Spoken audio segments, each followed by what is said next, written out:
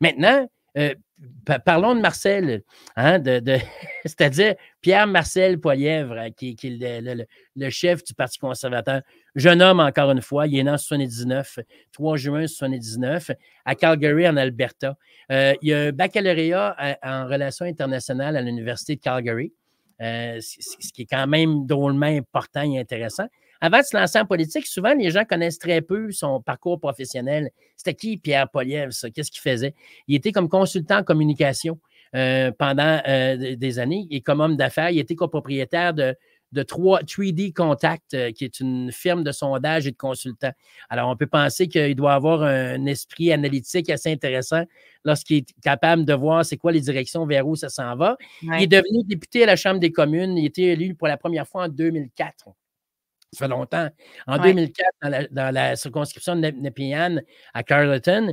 Et il représente actuellement Carleton depuis 2015 à ce niveau-là. Il a été ministre dans le cabinet de Stephen Harper. Il a été ministre d'État des institutions démocratiques de 2013 à 2015. Et il a été ministre des Ressources humaines et du Développement social en 2015. Alors, souvent, les gens vont dire, oui, la cause sociale n'est pas... c'est pas très populaire chez Pierre Poilievre. Pourtant, il en a été le ministre et je suis sûr que quand viendra le temps, il sera capable d'amener des choses intéressantes.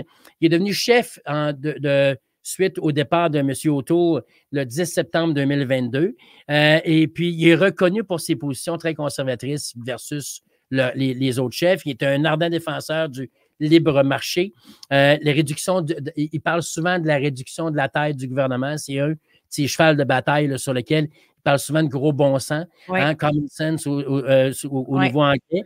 Il est assez critique du gouvernement Trudeau au niveau des positions économiques et fiscales. Et puis, d'un point de vue personnel, c'est quelqu'un qui était adopté par Donald et Marlène Poilievre, qui étaient tous deux enseignants. Et puis, c'est quelqu'un qui est marié à Naïda Poilievre.